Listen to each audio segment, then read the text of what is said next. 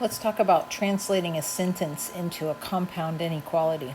So right here we have -7 is less than or equal to W, and 6 is greater than or equal to W.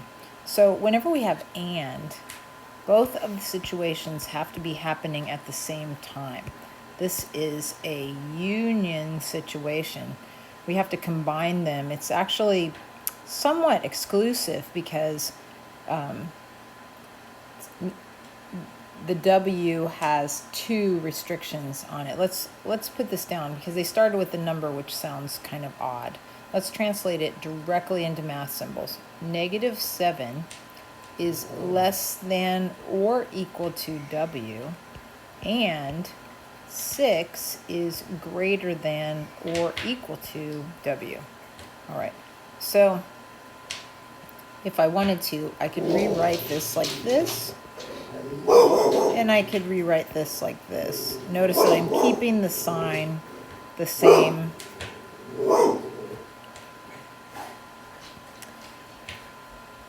When I flip it around. Okay, so if I'm thinking about it on a number line, it looks like this.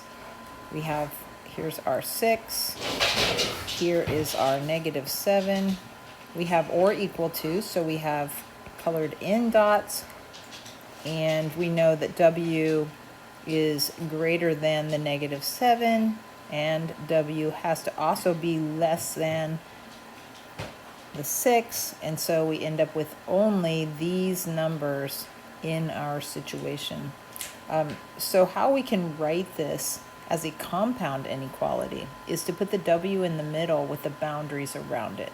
So W is going to be greater than or equal to -7. Notice how I just read that backwards. And W is going to be less than or equal to 6. So we write the letter one time in the middle. Be careful about your signs, but they usually face the same direction, each of them. That was weird. And then our numbers are on the outside. So let's look at another one of those.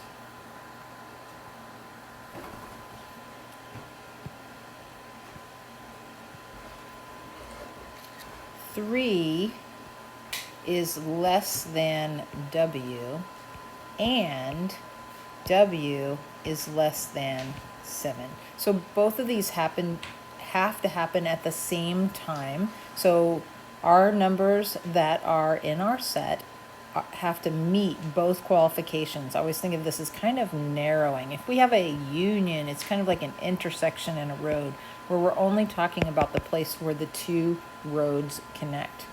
So let's flip this around so we can see this a little better. W is greater than 3. W is less than 7. So put it on a number line.